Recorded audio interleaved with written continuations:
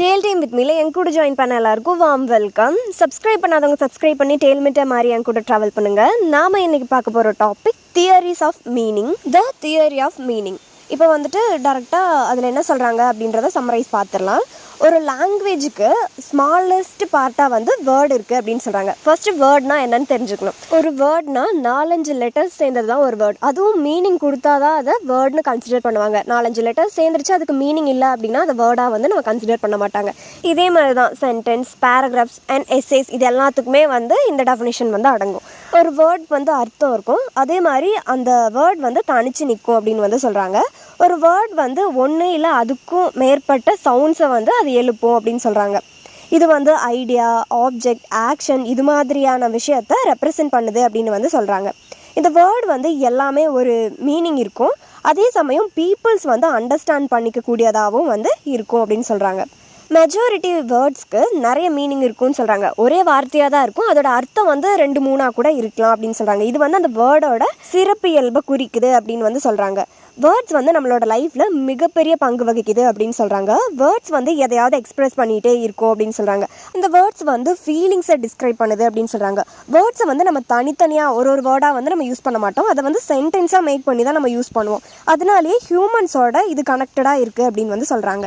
ஹியூமன்ஸோட situations and experience மூலமாக தான் வந்து வேர்ட்ஸ்க்கே மீனிங் கிடச்சிது அப்படின்னு வந்து சொல்கிறாங்க.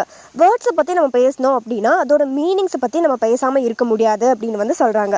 அந்த வேர்ட்ஸோட மீனிங் மேக்ஸிமம் காம்ப்ளெக்ஸ், அதாவது சிக்கலான விஷயமாக தான் இருக்கும் அப்படின்னு சொல்கிறாங்க. ஒரு வேர்ட் வந்து பிக்சர் இல்லை image of mind, idea, quality and relationship, personal feelings, associations இது எல்லாத்தையுமே வந்து வெளிப்படுத்துது அப்படின்றத வந்து சொல்கிறாங்க. லயோன்ஸ் வந்து 1977 சஜஸ்ட் பண்ணுறாரு, சென்டென்ஸோட மீனிங்க்கும் ப்ரொனவுன்சியேஷன்ஸோட மீனிங்க்கும் இடையில டிஃப்ரென்ஸ் வேணும் அப்படின்னு வந்து அவர் சொல்கிறாரு. த டேர்ம் தியரி ஆஃப் மீனிங்கில் வந்து ஃபிலாசபி யூஸ் பண்ணுறாங்க. அது வந்து நிறைய விஷயத்த மீன் பண்ணுது அப்படின்னு சொல்கிறாங்க. ஆனால் அதில் முக்கியமாக பார்க்குற 2 விஷயத்த வந்து ஃபோக்கஸ் பண்ணணும் அப்படின்னு வந்து சொல்கிறாங்க. அது என்னென்னா சிமெண்ட்ரிக் தியரி, ஃபண்டமெண்டல் தியரி அப்படின்னு சொல்லி 2 இருக்குது. அது 2 இப்போ தனித்தனியாக பார்த்துடலாம். சிமெண்ட்ரிக் தியரி வந்து ஒரு மொழியோட வேர்ட்ஸ் அண்ட் சென்டென்ஸ் எல்லாம் இருக்கும்ல, அதோட மீனிங்ஸை வந்து உள்ளடக்கினதா இருக்கும் அப்படின்னு வந்து சொல்கிறாங்க. சில அப்ரோச்சஸ் வந்து சென்டென்ஸோட ப்ரொபோர்ஷன்ஸை வந்து பேசுது. அந்த ஸ்டேட்மெண்ட் வந்து சரியா தப்பா அப்படின்றத பற்றி அது சொல்லுது. அதுக்கப்புறம் அதோட மீனிங்ஸை எடுத்து டிபேட் பண்ணுறாங்க. இந்த மாதிரியான ப்ரொபோர்ஷன்ஸ் வந்து என்ன அப்படின்றத வந்து டிபேட் பண்ணுறதா வந்து சொல்கிறாங்க. இதுதான் வந்து சிமெண்ட்ரிக் தியரி. அடுத்து வந்து ஃபண்டமெண்டல் தியரி. இது வந்து ஒரு வேர்ட்ஸுக்கு ஏன் இந்த வேர்டுக்கு இந்த மீனிங் இருக்குது அப்படின்றத பற்றி வந்து பேசுது. அதுக்கப்புறம் அந்த தியரி வந்து என்ன சொல்லுது அப்படின்னா அந்த லாங்குவேஜ் யூஸ் பண்ணுறாங்கல்ல பீப்புள்ஸ், அவங்களோட மைண்ட் செட், தாட்ஸ் ப்ளஸ் ஐடியாஸை பற்றி வந்து பேசுது. இன்னொரு சில மீனிங்ஸ் வந்து அந்த லாங்குவேஜ் பேசுகிறாங்கல்ல பீப்புள்ஸ் அவங்கக்கிட்ட இருந்து வருது அப்படின்னு சொல்கிறாங்க. இதுதான் வந்து ஃபண்டமெண்டல் தியரி. அடுத்து வந்து மீனிங் இன் லாங்குவேஜ். மீனிங் வந்து லாங்குவேஜ் மூலமா வந்து கம்யூனிகேட் பண்ணுறதா வந்து சொல்கிறாங்க. சிமெண்டிக் வந்து வேர்ட்ஸ், பேசேஜ், சென்டென்ஸ் மூலமாக ஸ்டடி பண்ண யூஸ் ஆகுது. அது மட்டும் இல்லாமல் அதோட மீனிங்ஸை வந்து நம்ம தெரிஞ்சுக்கிறதுக்கு யூஸ் ஆகுது அப்படின்னு வந்து சொல்கிறாங்க. ஜெஃப்ரி லீச் அப்படின்றவர் 1974 ஐடென்டிஃபை பண்ணுறாரு 7 டைப்ஸ் ஆஃப் மீனிங்ஸ் இருக்குது அப்படின்றத. இதில் வந்து கான்செப்டுவல் மீனிங் வந்து ரொம்ப இம்பார்ட்டண்ட் அப்படின்னு வந்து அவர் சொல்கிறாரு. இப்போ வந்து 7 டைப்ஸ் ஆஃப் மீனிங்ஸை வந்து இன்ட்ரடியூஸ் பண்ணிடலாம். ஃபர்ஸ்ட் ஒன் என்ன அப்படின்னா டிக்ஷனரி மீனிங். இது வந்து ரொம்ப பேசிக்காக இருக்கும், அப்புறம் லிட்ரல் சென்ஸ் வந்து இதில் இருக்குன்னு சொல்கிறாங்க. ஒரு வேர்ட்ஸுக்கு டிக்ஷனரி மீனிங் வந்து எதுலேருந்து வருதுன்னா அதோட லாங்குவேஜ்லேருந்து வருது அப்படின்னு சொல்கிறாங்க. இது வந்து டிக்ஷனரியில் இருக்க விஷயத்தை தாண்டியும் நிறைய மீனிங்ஸ் வந்து தருது அப்படின்னு வந்து சொல்கிறாங்க. அடுத்து வந்து கானோட்டேட்டிவ் மீனிங்ஸ். இது வந்து டிக்ஷனரியிலே இல்லாத எக்ஸ்ட்ரா ஷேட் ஆஃப் மீனிங்ஸ் எல்லாம் வந்து கொடுக்குது அப்படின்னு வந்து சொல்கிறாங்க. சோஷியல் மீனிங், சோஷியல் கான்டெக்ஸ்ட்டை இந்த லாங்குவேஜ் வந்து எப்படி காட்டுது அப்படின்னு வந்து சொல்கிறாங்க. அதுக்கப்புறம் இந்த வேர்ட்ஸ் வந்து எங்கே எப்படி யூஸ் பண்ணப்படுது அப்படின்ற விஷயத்தையும் வந்து சொல்கிறாங்க. அடுத்து வந்து எஃபெக்டிவ் மீனிங். இது வந்து ஸ்பீக்கர்ஸோட ஃபீலிங்ஸ் அண்ட் ஆட்டிடியூட்ஸை வந்து காட்டுது அப்படின்னு சொல்கிறாங்க. ரிஃப்ளெக்டட் மீனிங், ஒரு வேர்டோட மீனிங்கை இன்னொரு வேர்டோட மீனிங் வந்து இன்ஃப்ளூயன்ஸ் பண்ணும், அதுதான் வந்து ரிஃப்ளெக்டட் மீனிங் அப்படின்னு சொல்கிறாங்க. சொலுகேட்டிவ் மீனிங், அது வந்து நம்மளோட வார்த்தை பேசுகிறதன் மூலியமாகவே வந்துட்டு அந்த வேர்ட்ஸ்க்கு வந்து மீனிங் கிடச்சிருது அப்படின்னு சொல்கிறாங்க. நம்ம ஹேபிச்சுவலாக நம்ம டெய்லியும் பேசுகிறது இல்லை அதை பயன்படுத்துறதுனாலேயே வந்துட்டு அதுக்கு ஒரு மீனிங் கிடச்சிருச்சு அப்படின்னு சொல்கிறாங்க. இதுதான் வந்து சொலுகேட்டிவ் மீனிங்ஸ் அப்படின்னு வந்து சொல்கிறாங்க. அடுத்து வந்து திமெட்டிக் மீனிங்ஸ். இது வந்து என்ன சொல்கிறாங்க அப்படின்னா சென்டென்ஸோட அரேஞ்ச்மெண்ட் அண்ட் எம்பத்தீஸை பற்றி சொல்லித்தருது நமக்கு அப்படின்னு சொல்கிறாங்க. ஸோ இதெல்லாம் தான் வந்து 7 டைப்ஸ் ஆஃப் மீனிங்ஸ். இனி வந்து ஒரு டைப்பையும் டீட்டெயில்டாக வந்து நம்ம பார்க்கலாம். கான்செப்டுவல் ஆர் டினோட்டேட்டிவ் மீனிங்ஸ் வந்து நம்ம பார்க்க போகிறோம். இது வந்து first type. Conceptual or denotative மீனிங்ஸை காக்னேட்டிவ் மீனிங்ஸ் அப்படின்னு கூட சொல்கிறாங்க. இது வந்து ஒரு வேர்டோட basic and core and dictionary மீனிங்ஸை ஒரு வேர்ட்ஸுக்கு வந்து சொல்லுது அப்படின்னு சொல்கிறாங்க. Central and most important type of meaning இது அப்படின்னு சொல்கிறாங்க. ஏன்னா இருக்க 7 டைப்பில் 6 டைப்பை விட இந்த ஃபர்ஸ்ட் டைப் வந்து ரொம்ப இம்பார்ட்டண்ட்டானது அப்படின்னு சொல்கிறாங்க. லார்சன் வந்து 1984 டினோட்டேட்டிவ் மீனிங்கை வந்து ஒரு வேர்டோட ப்ரைமரி ஆர் பேசிக் மீனிங் அப்படின்னு வந்து அவர் சொல்கிறாரு. ஒரு வேர்டு வந்து நம்ம தனியாக படிக்கிறப்போ அந்த வேர்டோட மீனிங் தான் வந்து நம்மளோட மைண்டில் ஃபஸ்ட்டு ஸ்ட்ரைக் ஆகும், அதுதான் வந்து ஃபஸ்ட்டு நம்ம மைண்டுக்கு வரும் அப்படின்றத வந்து சொல்கிறாரு. நம்மளோட லைஃப்பில் கற்றுக்கிட்ட முதல் மீனிங் வந்து பெரும்பாலும் எப்படி இருக்குன்னா ரியல் அண்ட் சுச்சுவேஷனில் லிங்க் பண்ணுற மாதிரி இருக்கும். அந்த விஷயத்தை ரெண்டையும் கனெக்ட் பண்ணுற மாதிரியான ஒரு விஷயந்தான் இருக்கும். இது வந்து நியூட்ரல் அண்ட் அப்ஜெக்டிவாக இருக்கும் அப்படின்னு வந்து சொல்கிறாங்க. மற்ற மீனிங் மாதிரி இல்லாமல் இது வந்து ரொம்ப நடுநிலையாக இருக்கும் அப்படின்ற விஷயத்த வந்து நமக்கு சொல்கிறாங்க. ஒரு சென்டென்ஸ்லேருந்து இன்னொரு சென்டென்ஸை நம்மளால் பிரித்து எடுக்க முடியும். அப்படி பிரித்து எடுத்தாலுமே வந்து அந்த சென்டென்ஸ்க்கும் மீனிங் தரும் அப்படின்னு வந்து சொல்கிறாங்க. டினோட்டேட்டிவ் மீனிங்ஸை வந்துட்டு ப்ரைமரி மீனிங் அப்படின்னு வந்து சொல்கிறாங்க. ஏன்னா வந்துட்டு இது சென்ட்ரல் மீனிங்ஸை வந்து குறிக்குது அப்படின்னு சொல்கிறாங்க. மற்ற 6மே வந்து செகண்டரி மீனிங்ஸ் அப்படின்ற மாதிரி வந்து சொல்கிறாங்க. ஏன்னா இது வந்து அதோட அர்த்தம் வந்து கொடுக்குதுல, அது வந்து ரொம்ப நீடடாக இருக்குது அப்படின்னு சொல்கிறாங்க. அந்த மீனிங் வந்து அது கொடுக்கறதுனால கான்செப்டுவல் மீனிங்க்கு லிச் வந்து ப்ரைமரி இம்பார்ட்டன்ஸ் வந்து கொடுத்துருக்காங்க. ஏன்னா அதுக்குன்னு முரண்பாடான தன்மை வந்து இருக்குது, அதுக்கப்புறம் சிஸ்டமேட்டிக் ஸ்ட்ரக்சர் வந்து இருக்குது அப்படின்றத வந்து அவர் சொல்கிறாரு. அதுக்கப்புறம் அதோட எக்ஸாம்பிள்ஸ் பார்க்கலாம் என்ன அப்படின்னு. இந்த பி அப்படின்ற லெட்டரை நம்ம ப்ரொனவுன்ஸ் பண்ணுறப்போ நம்மளோட வோக்கல் கார்ட்லேருந்து வைப்ரேஷன் வந்து ஆகாது. அதுவே வந்து பி அப்படின்ற லெட்டரை வந்து நம்ம ப்ரொனவுன்ஸ் பண்ணுறப்போ நம்ம வோக்கல் கார்டு வந்து வைப்ரேட் ஆகும். இப்படி வைப்ரேட் ஆச்சு அப்படின்னா அது வாய்ஸ்டுன்னு அர்த்தம். வைப்ரேட் ஆகலை அப்படின்னா நான் வாய்ஸ்டு இல்லைனா வாய்ஸ்லெஸ்டு அப்படின்னு வந்து நம்ம சொல்கிறோம். ஸோ பி வந்து நம்ம லெட்டர் ப்ரொனவுன்ஸ் பண்ணுறப்போ வோக்கல் கார்டு வந்து வைப்ரேட் ஆகலை, அதனால இது வந்துட்டு வாய்ஸ்லெஸ் அப்படின்னு வந்து சொல்கிறாங்க. பிலேபிள் இந்த வேர்டை வந்து நம்ம ப்ரொனவுன்ஸ் பண்ணுறப்போ 2 லிப்ஸுமே வந்து ஒன்றா சேரும். இதை வந்து பிளேஸ் ஆஃப் ஆர்டிகுலேஷன் அப்படின்னு வந்து சொல்கிறாங்க. பிளேசிவ் இந்த வேர்டை வந்து நம்ம ப்ரொனவுன்ஸ் பண்ணுறப்போ ஏரை வந்து கம்ப்ளீட்டாக நம்ம வந்து பிளாக் பண்ணிடுறோம் நம்ம மவுத்துக்குள்ளேயே. ஸோ இதை வந்து மேனர் ஆஃப் ஆர்டிகுலேஷன் அப்படின்றத வந்து அவங்க சொல்கிறாங்க. இதுதான் வந்து இந்த எக்ஸாம்பிள். கான்செப்டுவல் மீனிங்னா என்ன? ஒரு வார்த்தையோட பேசிக் டிக்ஷனரி மீனிங் அப்படின்னு வந்து சொல்கிறாங்க. இந்த மீனிங் வந்து எதை சொல்லுது அப்படின்னா எக்ஸ்டர்னல் ஃபியூச்சர்ஸோட ஐடியாஸை வந்து நமக்கு சொல்லித்தருது அப்படின்னு சொல்கிறாங்க. எக்ஸாம்பிள் என்னென்னா பாய்னால் நமக்கு என்ன வந்து உடனே திங்க் பண்ண தோணும்? ஒரு யங் மேல் ஹியூமனை வந்து நம்ம நினப்போம் நம்ம தாட்டில்.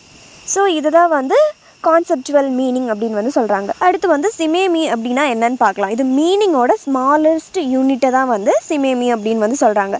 அதுவே சவுண்டோட ஸ்மாலஸ்ட் யூனிட்டை வந்து ஃபோனேம் அப்படின்னு வந்து சொல்கிறாங்க. இது வந்து ஒரு வார்த்தையை இல்லை ஒரு சென்டென்ஸ் வந்து பிரேக் பண்ணி அதோட ஃப்யூச்சர்ஸை வந்து அதை மாற்றக்கூடிய சக்தி வந்து அதுக்கு இருக்குது. என்ன அதோட சைன் அப்படின்னா ப்ளஸ் அண்ட் மைனஸ் இதை ரெண்டையும் யூஸ் பண்ணி ஒரு வேர்டை வந்து செப்பரேட் பண்ணுது. அதோட ஃப்யூச்சர் வந்து அதுதான் பிரேக்கிங் ஃபியூச்சர்ஸ். இதுக்கு முன்னாடி வந்து நான் ஒரு 2 டாபிக் பற்றி சொன்னால அதை ரெண்டையும் கம்பைன் பண்ணி தான் வந்து இந்த ஃபியூச்சர்ஸ் எப்படி பிரேக் பண்ணுறாங்க அப்படின்றத வந்து நமக்கு சொல்லியிருக்காங்க. அதோட சிம்பிள்ஸ் எல்லாம் என்னன்னு பார்த்தலாம். ஃபஸ்ட்டு பாய்னா plus human plus male minus adult. விமன்னா plus human minus male plus adult.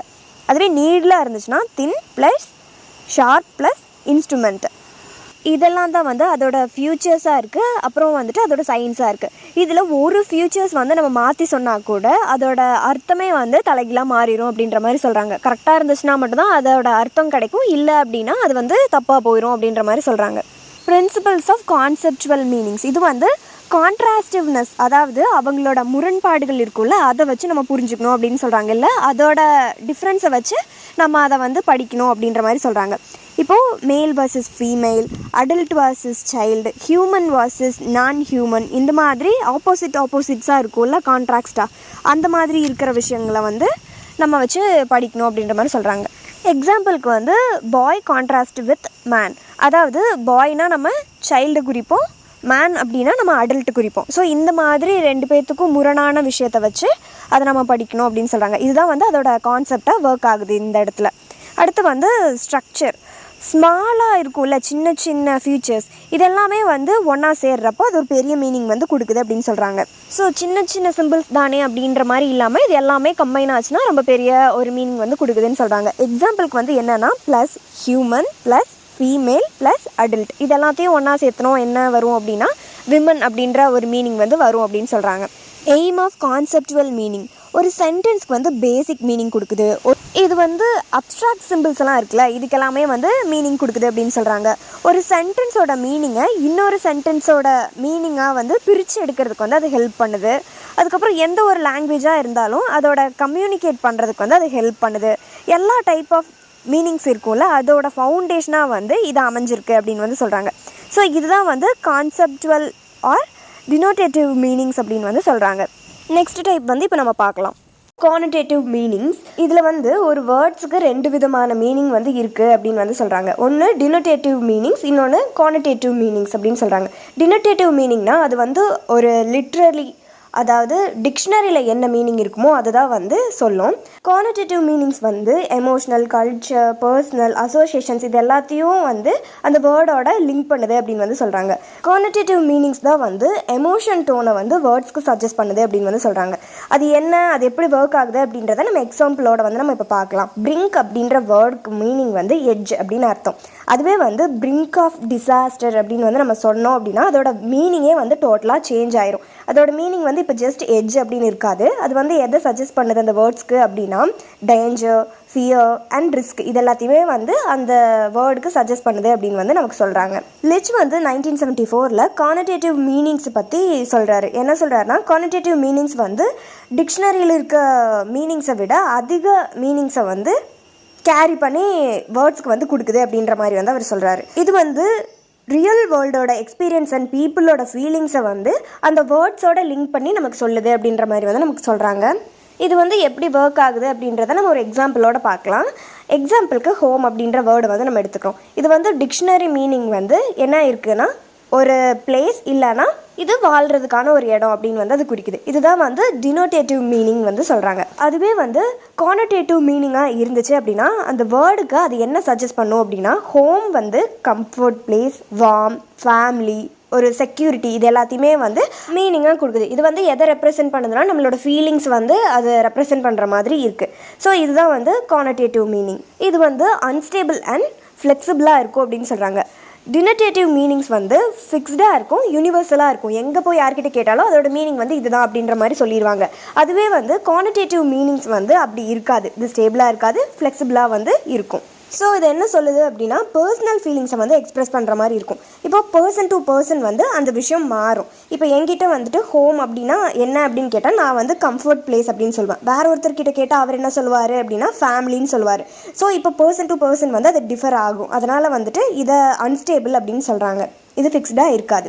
இது வந்து அடுத்து கல்ச்சர் டு கல்ச்சர் வந்து மாறுபடும். நம்ம கல்ச்சர் படி நம்ம யாராவது மீட் பண்ணுறோம் அப்படின்னா வணக்கம் சொல்லி வரவேற்போம். அதுவே வந்து வெஸ்டர்ன் கல்ச்சர் படி என்ன பண்ணுவாங்கன்னா ஹேண்ட் ஷேக் பண்ணி அவங்க வரவேற்பாங்க. ஸோ இந்த மாதிரி கல்ச்சர் டிஃப்ரென்ஸும் வந்துட்டு அதில் இருக்கும், அதுலேயும் சேஞ்சஸ் வந்து இருக்குன்னு சொல்கிறாங்க. இது வந்து டைம் மாறுறப்போ அதுவும் வந்து மாறும் அப்படின்ற மாதிரி சொல்கிறாங்க. இப்போ ஆல்ரெடி இருந்த வேர்டோட மீனிங் வந்து காணாமையே போனாலும் போகலாம், அப்படி இல்லைன்னா அந்த வார்த்தைக்கு புது அர்த்தம் வந்து கிடைச்சாலும் கிடைக்கலாம் அப்படின்னு சொல்கிறாங்க. இந்த டைம் மாறுறப்போ அதுவும் வந்து மாறிடும் அப்படின்ற மாதிரி வந்து சொல்கிறாங்க. இந்த கானடேஷனில் வந்து டெப்த்தான எமோஷன்ஸ் அண்ட் அதோட நுணுக்கங்களெல்லாம் வந்து ஆட் பண்ணுறதுனால அந்த லாங்குவேஜ் வந்து வளம் பெறும் அப்படின்னு வந்து சொல்கிறாங்க. கானடேட்டிவ் மீனிங்ஸ் வந்து ஓப்பன் எண்டட் அண்ட் ஃப்ளெக்சிபிள் அப்படின்னு வந்து சொல்கிறாங்க. இது வந்து நம்மளோட பிலீஃப் அண்ட் நாலேஜ் மாதிரி அப்படின்ற மாதிரி சொல்கிறாங்க. Literature, politics, advertisement and greeting card இந்த மாதிரியான எல்லா விஷயத்துலையும் இம்பார்ட்டன்ட் ரோல் வந்து அது ப்ளே பண்ணுது அப்படின்னு சொல்கிறாங்க. இந்த கானடேட்டிவ் மீனிங்ஸ் வந்து டிக்ஷனரி மீனிங்ஸை விட எக்ஸ்ட்ரா வேல்யூ வந்து அந்த வேர்ட்ஸ்க்கு கொடுக்குதுன்னு சொல்கிறாங்கல்ல, அதோட எக்ஸாம்பிள்ஸ் வந்து நம்ம இப்போ பார்க்கலாம். எக்ஸாம்பிளுக்கு வந்து விமன் எடுத்திருக்காங்க. டினோட்டேஷனில் வந்துட்டு human plus female plus adult அப்படின்னு வந்து சொல்கிறாங்க.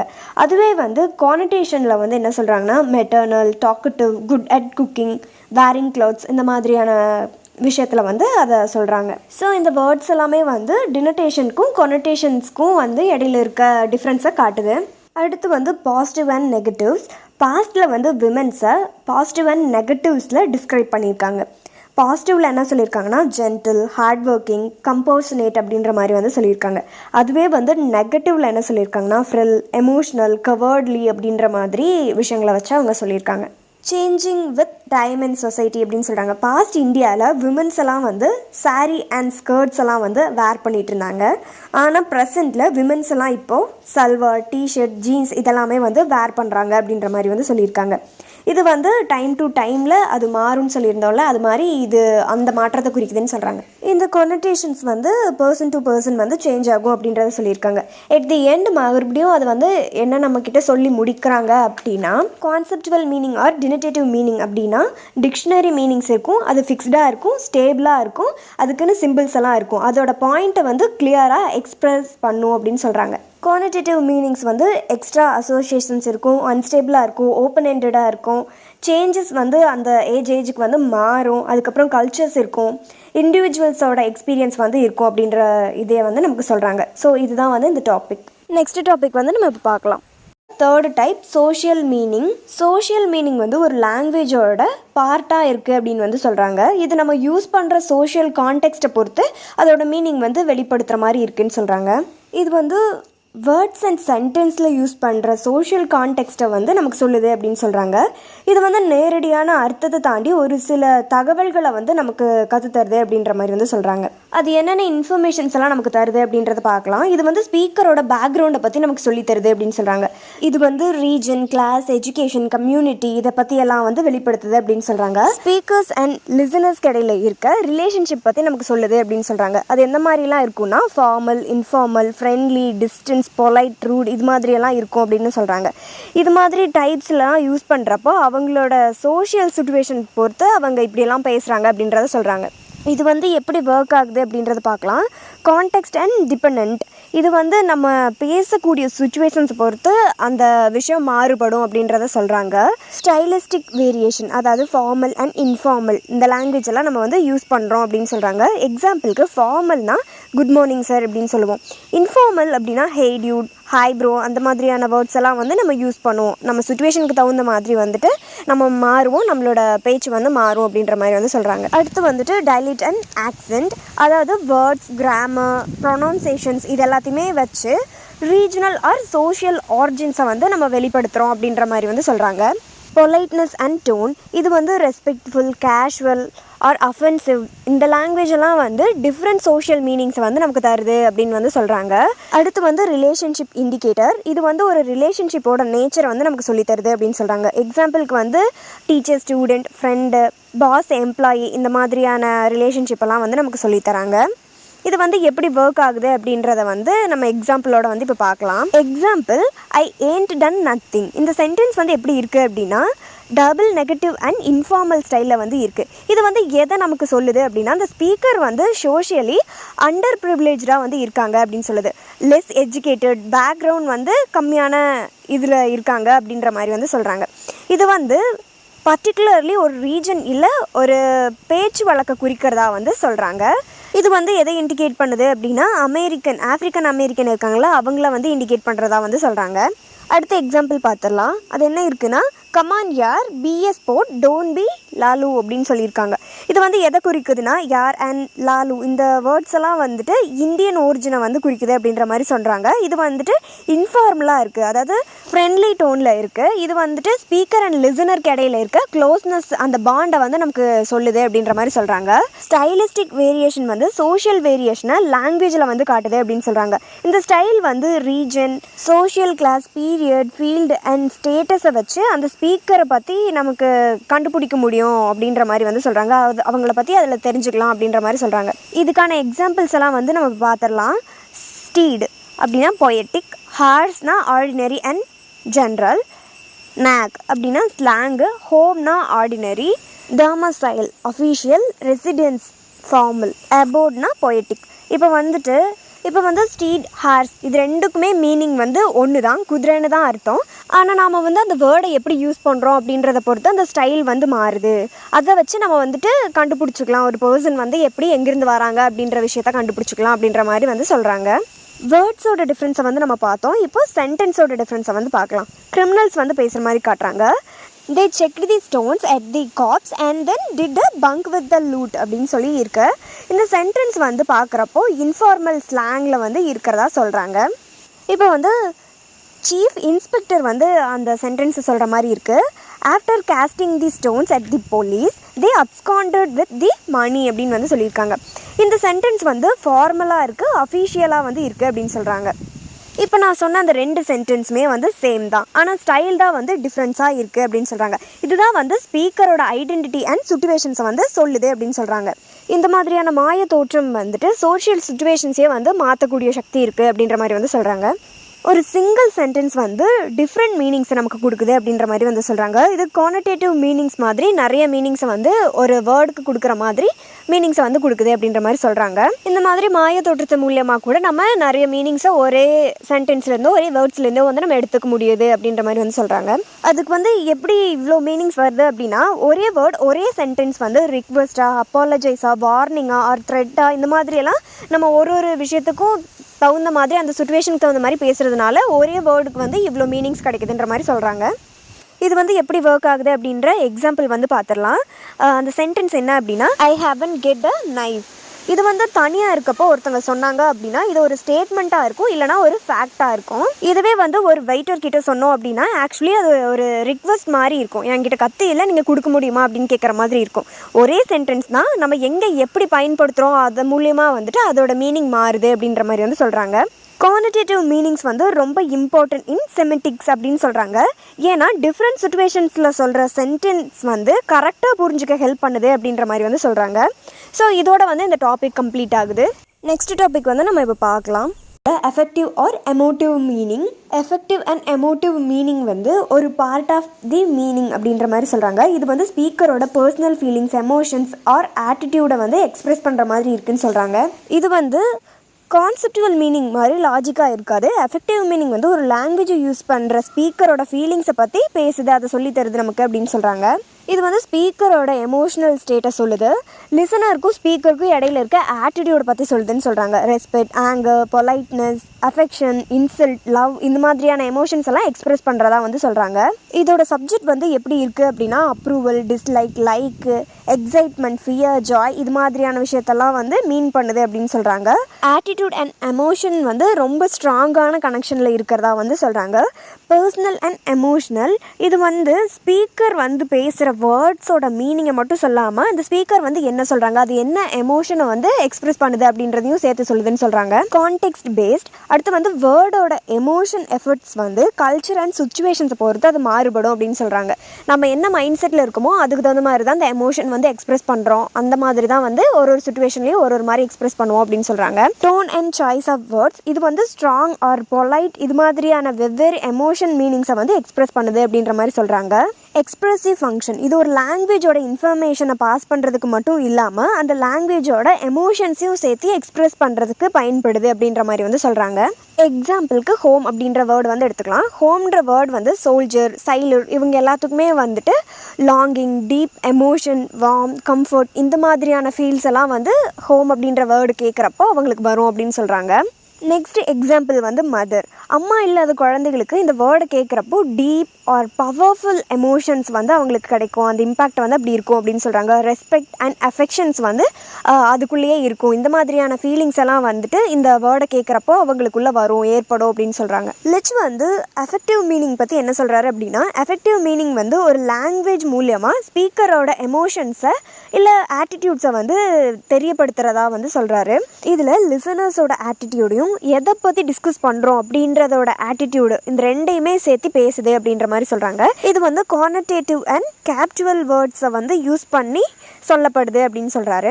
இதோட எக்ஸாம்பிள் வந்து பார்த்துடலாம். You are a vicious tyrant and villainous reprobate and I hate you அப்படின்னு சொல்லியிருக்காங்க. இந்த சென்டென்ஸ் வந்து ஆங்கர் அண்ட் ஸ்ட்ராங் நெகட்டிவ் ஃபீலிங்ஸை வந்து எக்ஸ்ப்ரெஸ் பண்ணுற மாதிரி இருக்குது. இது ஒரு கோவத்தை காட்டுற மாதிரி, ஒருத்தங்களை திட்டுற மாதிரி இருக்குது அப்படின்னு வந்து சொல்லியிருக்காங்க.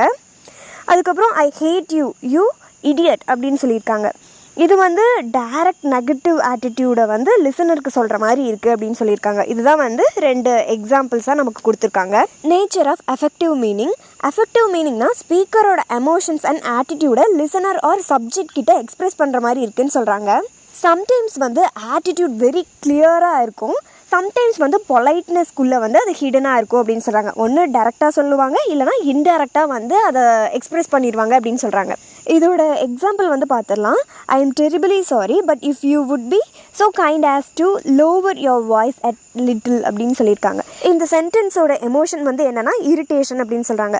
பட் வந்து அதை அப்படியே கோபமாக வந்து காட்டாமல் ரொம்ப பொலைட்டாக சாஃப்டாக வந்து அவங்கக்கிட்ட வந்து சொல்லியிருக்காங்க. இது வந்து இன்டைரக்ட் வேல வந்து எக்ஸ்ப்ரெஸ் பண்ணியிருக்காங்க அப்படின்றத வந்து சொல்கிறாங்க.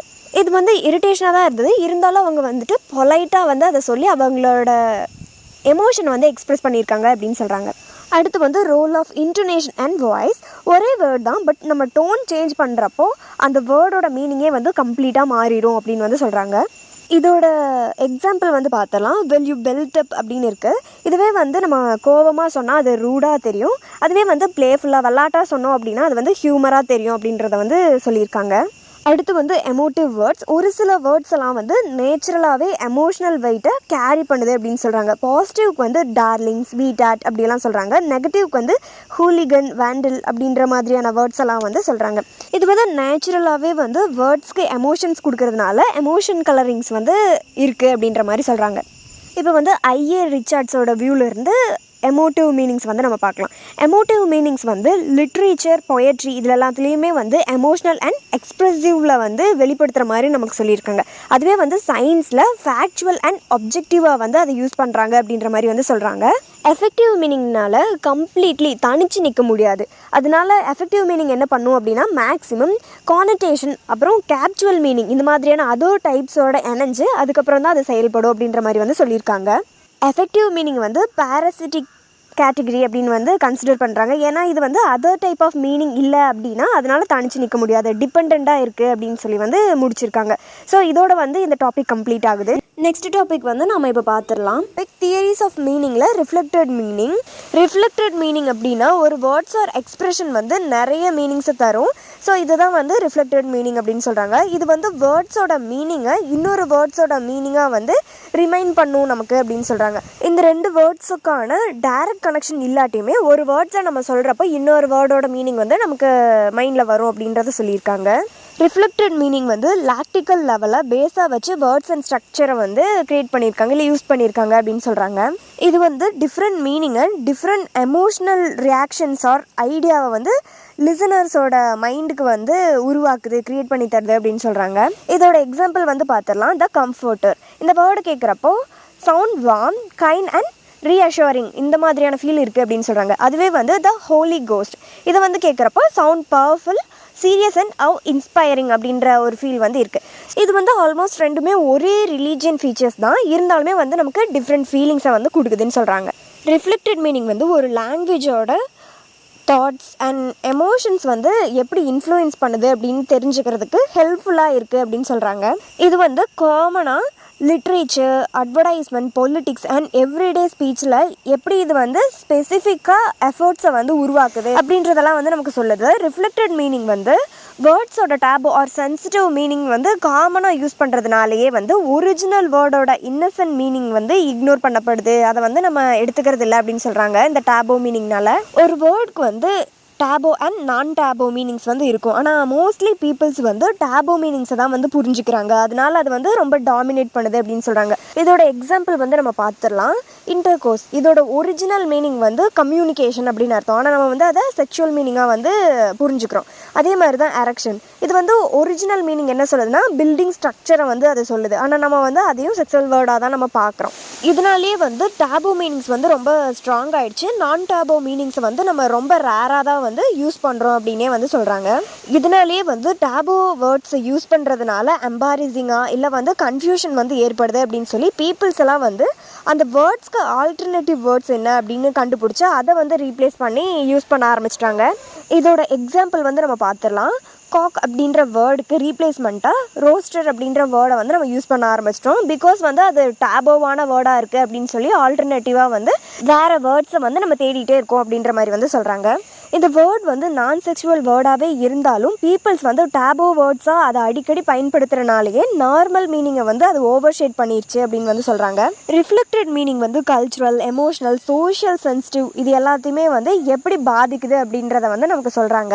இது வந்து வேர்ட்ஸோட மீனிங் எப்படி மாறுது, அதனால பீப்புள்ஸ் வந்து அவங்களோட ஸ்பீச்சை எப்படி மாற்றிக்கிறாங்க அப்படின்றத வந்து நமக்கு காட்டுச்சுன்னு சொல்லியிருக்காங்க. அதுக்கப்புறம் சிமெண்டிக் வந்து எவ்வளோ இம்பார்ட்டன்ட் அப்படின்ற விஷயத்தையும் வந்து நமக்கு சொல்லியிருக்காங்க. ஸோ இதோட வந்து ரிஃப்ளெக்டட் மீனிங் முடிஞ்சிச்சு. அடுத்து வந்து தியரிஸ் ஆஃப் மீனிங்கில் collocative meanings.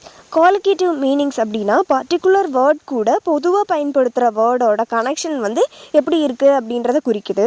Colligative meaning real லைஃப்பில் இருக்க யூஸ் பண்ணுற வேர்டோட எப்படி இணைக்கப்பட்டிருக்கு அப்படின்ற விதத்தை வந்து நமக்கு சொல்லுதுன்னு சொல்கிறாங்க. இது வந்து டிக்ஷனரியில் டெஃபினேஷனாக இருக்காது, ஆனால் பீப்புள்ஸோட லாங்குவேஜை எப்படி யூஸ் பண்ணுறாங்க அப்படின்றதுலேருந்து அந்த விஷயம் வெளியே வருதுன்னு சொல்கிறாங்க. டிக்ஷனரி மீனிங் மட்டும் இல்லாமல் அந்த லாங்குவேஜோட நேச்சரை எப்படி பேர் அப் பண்ணுறாங்க அப்படின்றத வந்து அது சொல்லுது. 2 வேர்ட்ஸ் வந்து ஒரே மீனிங்கை கொடுத்தாலும் கல்ச்சர் அண்ட் சுச்சுவேஷன்ஸை பொறுத்து வெவ்வேறு சொற்களை பயன்படுத்தலாம் அப்படின்னு வந்து சொல்கிறாங்க.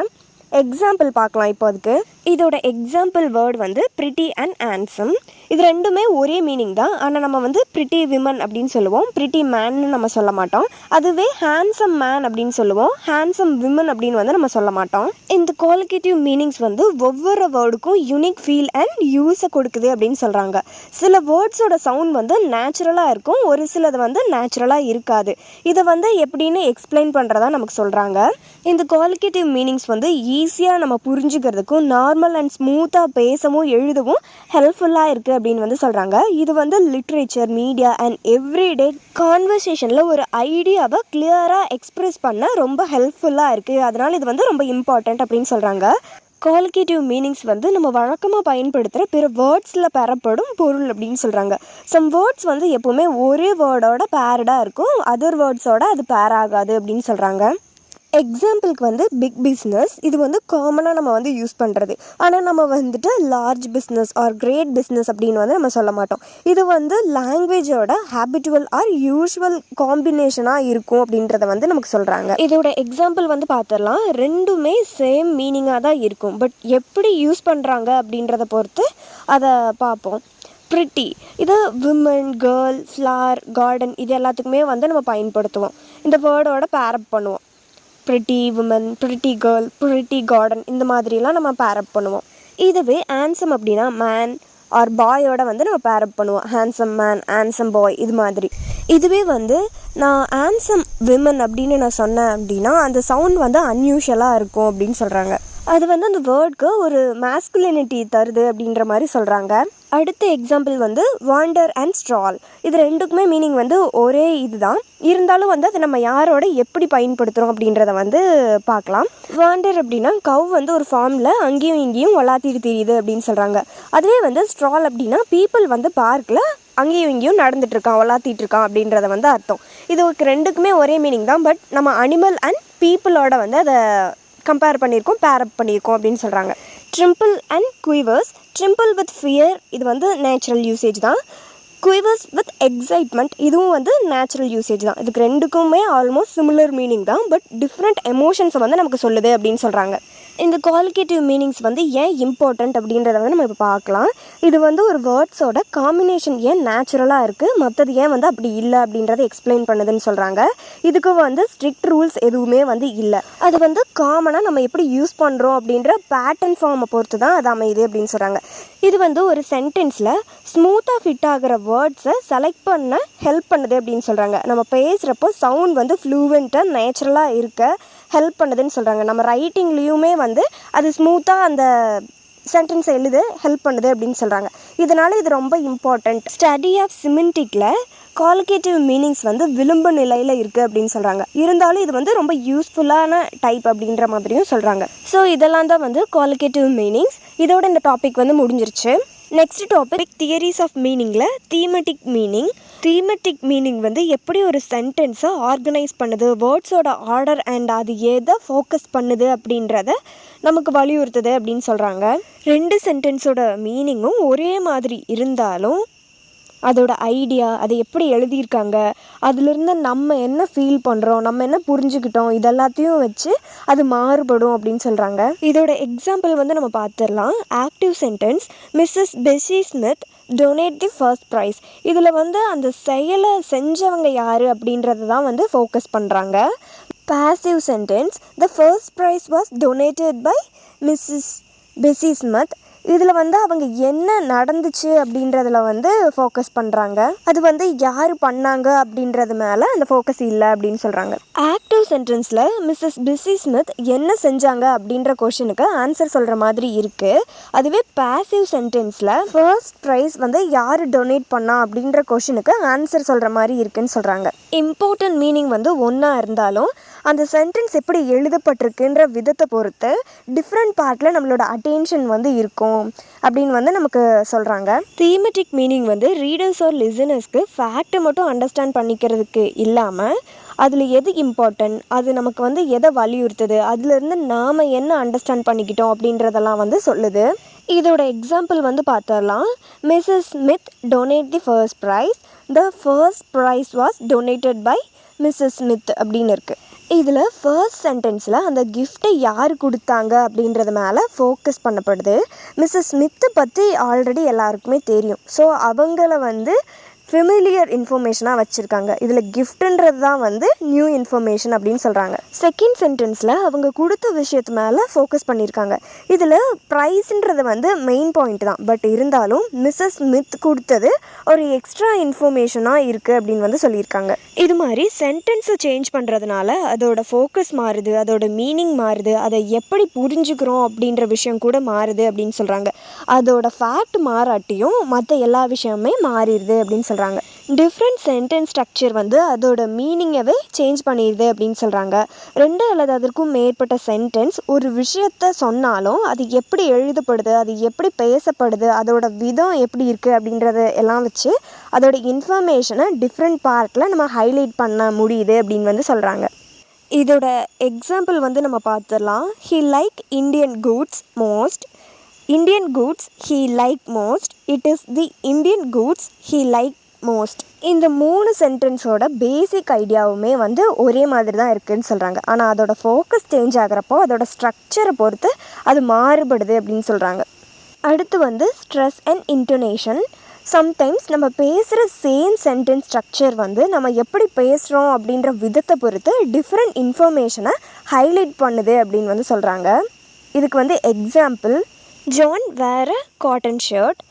இதில் காட்டன்ற வேர்டு வந்து ஸ்ட்ரெஸ் பண்ணி சொல்கிறாங்க. அது அந்த மெட்டீரியல் எவ்வளோ இம்பார்ட்டன்ட் அப்படின்னு சொல்லுது. அப்படி இல்லாட்டி நியூ இன்ஃபர்மேஷனை அது தருது அப்படின்னு சொல்லியிருக்காங்க. வேர்டு மட்டும் இல்லை, அதை நாம் எப்படி சொல்கிறோம் அப்படின்றத பொறுத்து அந்த இன்ஃபர்மேஷன் என்ன சொல்ல வருது அப்படின்றத பாதிக்குது அப்படின்னு சொல்கிறாங்க. அடுத்து வந்து inverted sentence structure. Writer or poet வந்து சம்டைம்ஸ் யூஷுவல் வேர்ட் ஆர்டர்ஸ் இல்லாமல் மாற்றி எழுதுவாங்க அப்படின்னு வந்து சொல்கிறாங்க. எதுக்காக அப்படின்னா அவங்க அட்டென்ஷன் வந்து க்ரியேட் பண்ணுறதுக்காக அந்த மாதிரி சென்டென்ஸை வந்து மாற்றி எழுதுகிறாங்க அப்படின்னு சொல்கிறாங்க. இதுக்கான example, 10,000 saw I at a glance அப்படின்னு சொல்லியிருக்காங்க. இதை வந்து அன்யூஷுவல் வேர்ட் ஆர்டரில் வந்து இருக்குது அப்படின்னு சொல்கிறாங்க. அதனால 10,000ன்ற வேர்ட் மேலே ஃபோக்கஸ் இருக்குது அப்படின்னு சொல்கிறாங்க. அது வந்து தனிச்சு நிற்குது அப்படின்னு சொல்கிறாங்க. இந்த டெக்னிக் வந்து இம்பார்ட்டன்ட் டீட்டெயில்ஸ்க்கு வலியுறுத்த ஹெல்ப் பண்ணுது அப்படின்னு வந்து சொல்லியிருக்காங்க. தீமெட்டிக் contrast, given versus new information. இதில் என்ன சொல்கிறாங்க அப்படின்னா, தீமெட்டிக் மீனிங் வந்து எந்த இன்ஃபர்மேஷனை கொடுக்குது அண்ட் அது என்ன நியூ இன்ட்ரோடக்ஷனை கொடுக்குது அப்படின்றத பற்றி சொல்லுதுன்னு சொல்கிறாங்க. இதுக்கான எக்ஸாம்பிள் வந்து பார்த்துடலாம். John ones the biggest shop in London. இந்த சென்டென்ஸில் ஜான் மேலே ஃபோக்கஸ் இருக்குது. அப்புறம் அந்த ஃபேக்ட் வந்து அவரை பற்றி புதிய விஷயத்தை வந்து நமக்கு சொல்லுது அப்படின்னு சொல்கிறாங்க. The biggest shop in London belong to John. இந்த சென்டென்ஸில் பிக்கஸ்ட் ஷாப் மேலே வந்து ஃபோக்கஸ் இருக்குது. அதுக்கப்புறம் அடிஷ்னல் இன்ஃபர்மேஷனாக ஜானை பற்றி சொல்லியிருக்காங்க. இந்த 2 சென்டென்ஸ் தான் வந்து இதுக்கு எக்ஸாம்பிளாக இருந்துச்சு. அதுக்கப்புறம் சென்டென்ஸ் ரீஅரேஞ்ச் பண்ணுறதுனால எந்த பார்ட்டை ஹைலைட் பண்ணணும்னு தோணுதோ அதை டிசைட் பண்ணுறதுக்கு ஹெல்ப் பண்ணுது அப்படின்னு வந்து சொல்லியிருக்காங்க. இதுதான் வந்து தீமெட்டிக் மீனிங். தீமெட்டிக் மீனிங் வந்து முடிஞ்சிருச்சு. அடுத்த டைப் என்ன அப்படின்றத நம்ம பார்க்கலாம். இப்போது தியரிஸ் ஆஃப் மீனிங்கில் அசோசியேட்டிவ் மீனிங்ஸ் வந்து ஒரு வேர்டோட டிக்ஷனரி டெஃபினேஷனுக்கு அப்பாற்பட்ட மீனிங்கை சேர்த்துறதுக்கு லிச் வந்து அம்பர்லா டேர்மை வந்து யூஸ் பண்ணியிருக்காங்க அப்படின்னு வந்து சொல்கிறாங்க. இதில் வந்து 5 டைப் ஆஃப் மீனிங் வந்து சேர்ந்துருக்கு. Quantitative meanings, social meaning, affective meaning, reflected meaning, collocative meanings இதெல்லாம் வந்து அதுக்குள்ளே அடங்கியிருக்கு அப்படின்னு சொல்கிறாங்க.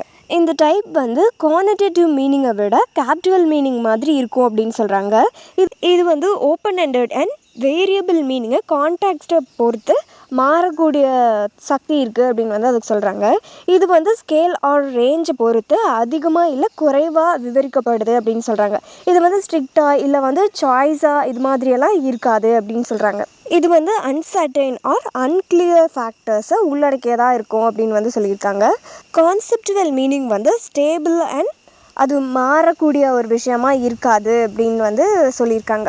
இதுதான் வந்து அசோசியேட்டிவ் மீனிங். இதோட வந்து அந்த டாபிக் முடிஞ்சிருச்சு. தியரிஸ் ஆஃப் மீனிங் அண்ட் அதோட டைப்ஸ் எல்லாம் என்ன அப்படின்றத நம்ம முழுசாக பார்த்து முடிச்சிட்டோம். இது வரைக்கும் டேல் டைம் வித் மீல என் கூட டைம் ஸ்பெண்ட் பண்ண எல்லாருக்கும் ரொம்ப நன்றி. வீடியோ பிடிச்சிருந்தா லைக் பண்ணி சப்ஸ்கிரைப் பண்ணிடுங்க. நெக்ஸ்ட் டாப்பிக்கோட வேறு வீடியோவில் பார்க்கலாம்.